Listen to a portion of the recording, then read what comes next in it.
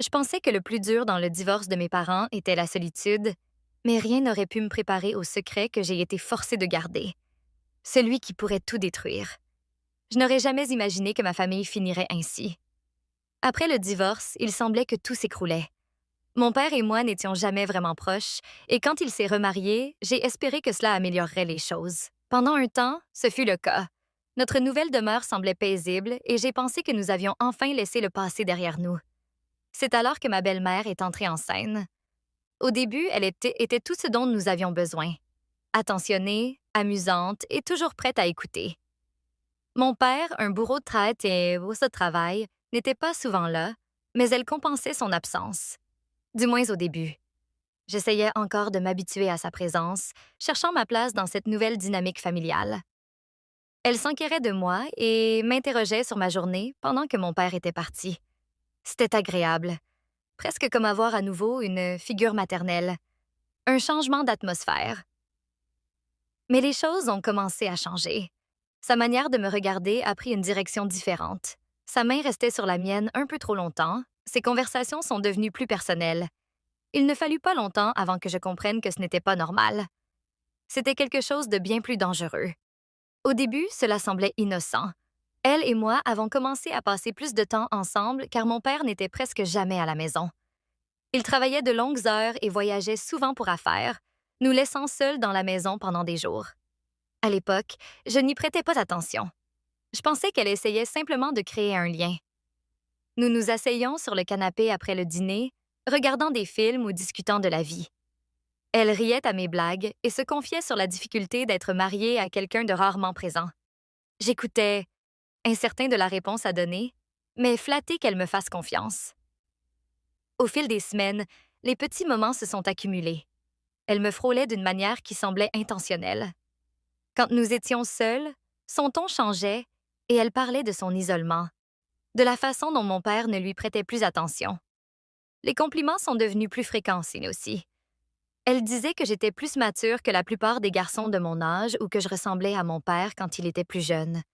Je riais pour évacuer le malaise, bien qu'étrangement flattée. La nuit, où tout a basculé. Un soir, après une énième journée où papa avait manqué le dîner, elle s'est versé un verre de vin et m'en a offert un aussi. C'était étrange, mais je n'ai pas dit non. Alors que nous étions assis dans la pénombre du salon, elle a commencé à parler de sa vie et de son isolement. Elle a dit que parfois une personne a des besoins et que c'est dur quand personne ne semble s'en soucier. À chaque mot, elle se déplaçait un peu plus près. Je suis restée là, incapable de comprendre ce qui arrivait. J'aurais dû me lever, partir ou appeler mon père, mais je ne l'ai pas fait. Ce fut la première nuit où j'ai compris que les choses allaient changer pour toujours. La première fois que c'est arrivé, j'ai cru que c'était juste un moment de faiblesse. Mon père était parti depuis des semaines et la maison était silencieuse. Ce soir-là, nous nous sommes installés pour un film. Alors que le générique de fin défilait, j'avais ri à une plaisanterie que j'avais faite et c'était... Et que c'était approché, les yeux brillants. Quand elle a bougé ses doigts contre mon bras, j'ai éprouvé un élan inconnu, quelque chose que j'ai vite écarté comme le fruit de mon imagination. Mais au cours de la soirée, quelque chose a changé. Durant une scène particulièrement émouvante du film, elle s'est tournée vers moi, le regard intense. « Tu sais », a-t-elle dit doucement, « parfois j'ai l'impression d'être invisible dans cette maison. » Sa voix tremblait légèrement et j'ai eu de la sympathie. Je m'étais souvent sentie ignorée moi aussi, pris entre les tendances de travailleur acharné de mon père et ses besoins non comblés. Je voulais la réconforter, lui dire qu'elle n'était pas seule. Mais elle s'est approchée encore plus. « Tu n'es pas comme les autres de ton âge », a-t-elle dit, les yeux fixés dans les miens. Tu me comprends. Mon rythme cardiaque s'est accéléré alors que je comprenais les implications sous-jacentes de ses paroles. Ce n'était plus une simple conversation. C'était quelque chose de bien plus dangereux. Avant que je puisse traiter ce qui arrivait, elle a tendu la main, effleurant ma mâchoire.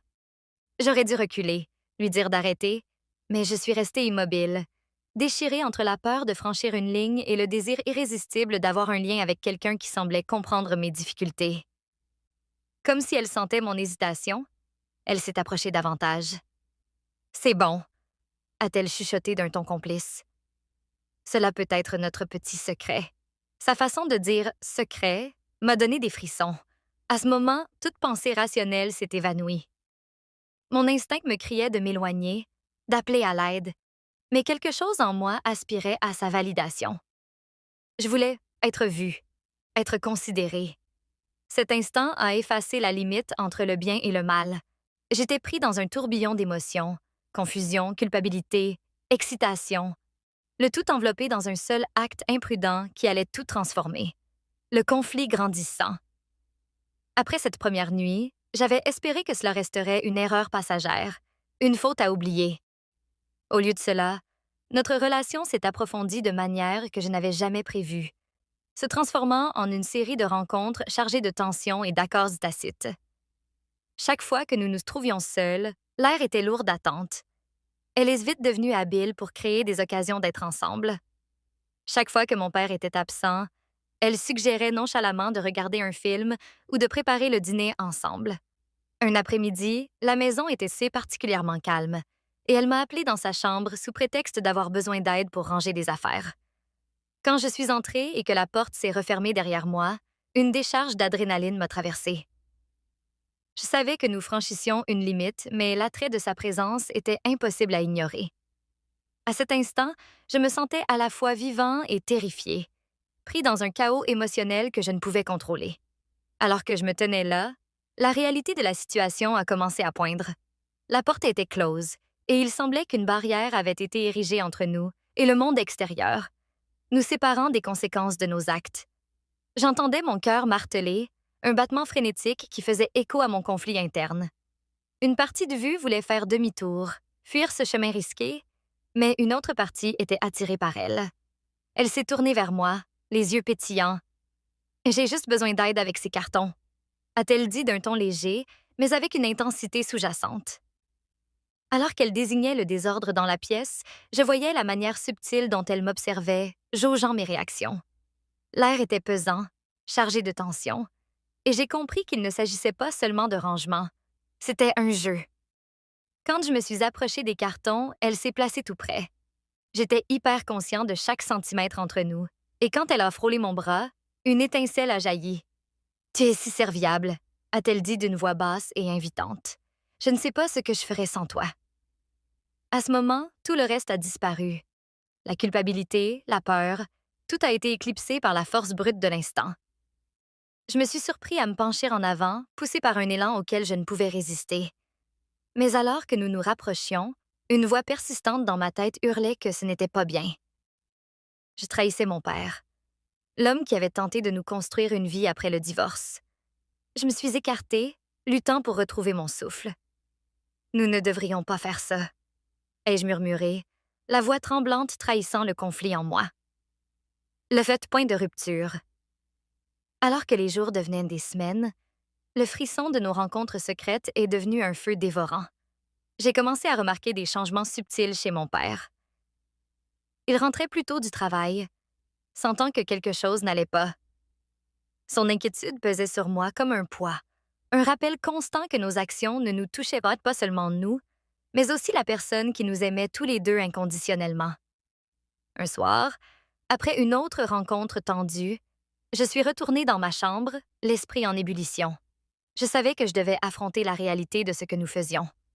Je ne pouvais plus continuer ainsi. L'excitation se transformait en anxiété et je réalisais que je vivais un mensonge. Le lendemain, je n'arrivais pas à chasser le sentiment d'angoisse qui restait en moi. Elle m'a abordée après le repas. « Est-ce que tout va bien? » a-t-elle demandé, inquiète. J'ai hésité. Je ne sais pas si nous pouvons continuer comme ça, ai-je fini par dire, la voix n'étant plus qu'un murmure. Mais pourquoi pas? Nous avons quelque chose de spécial, a-t-elle insisté, la voix entre désespoir et désir. Tu ne peux pas simplement t'en aller. Mais nous blessons mon père, ai-je répondu. Il ne s'agit plus seulement de nous. Pendant un instant, le silence nous a enveloppés. Je voyais le conflit dans ses yeux, la lutte entre le désir et la réalité de notre situation. J'ai eu un bref instant de sympathie pour elle, mais cette prise de conscience n'a fait qu'accroître ma bataille intérieure. Nous devons arrêter, ai-je dit d'une voix plus ferme, avant qu'il ne soit trop tard. La vérité éclate. Une semaine passa et mon père perçut le changement dans la maison. Une, une nuit, alors que j'étais dans ma chambre, j'ai entendu des voix fortes venant du salon. En regardant par le coin de l'œil, j'ai vu mon père affronter ma belle-mère, le visage déformé par la frustration. « Je sais qu'il se passe quelque chose entre vous deux », a-t-il crié, la voix tremblante de douleur. Mon cœur a sombré. Je suis entrée dans la pièce. « Papa, attends, ai-je dit. Prenant une grande inspiration, j'ai commencé à parler. « Papa, ce n'est pas ce que tu penses. Cela a commencé comme une erreur, un moment de faiblesse entre elle et moi, mais c'est devenu plus compliqué que cela. » Le visage de mon père s'est figé. « Comment as-tu pu faire ça? » a-t-il demandé, la voix brisée. « J'avais confiance en vous deux. » L'angoisse dans son ton m'a percé comme une lame. Ma belle-mère a fait un pas en avant. « C'était aussi ma faute. J'aurais dû arrêter avant que cela n'aille trop loin. Je n'ai jamais voulu te blesser, » a-t-elle supplié. « Pourquoi ne me l'as-tu pas dit? » a exigé mon père. Je pensais que nous étions une famille. La conscience que nos actions avaient anéanti la fragile confiance entre nous s'est imposée. « Papa, je suis tellement désolée. » Ai-je enfin réussi à chuchoter. Je n'ai jamais voulu que cela arrive. Les conséquences. Après cette confrontation explosive, nos vies se sont désagrégées rapidement. Le choc initial de mon père s'est transformé en une profonde tristesse. Il avait besoin d'espace pour traiter le désastre, et la maison s'est remplie d'un silence insupportable. Elle m'évitait, les yeux pleins de regrets et de culpabilité. Finalement, mon père a pris la décision difficile de se séparer d'elle. J'avais perdu non seulement ma belle-mère, mais aussi la confiance de mon père. J'aimerais avoir votre avis. Pensez-vous que dire la vérité était la bonne chose à faire, même si cela a mis fin au mariage? Ou aurait-il mieux valu garder le secret pour protéger la tranquillité d'esprit du père? Souhaitez-vous que je vous aide à explorer d'autres thèmes ou que j'adapte ce récit sous une autre forme?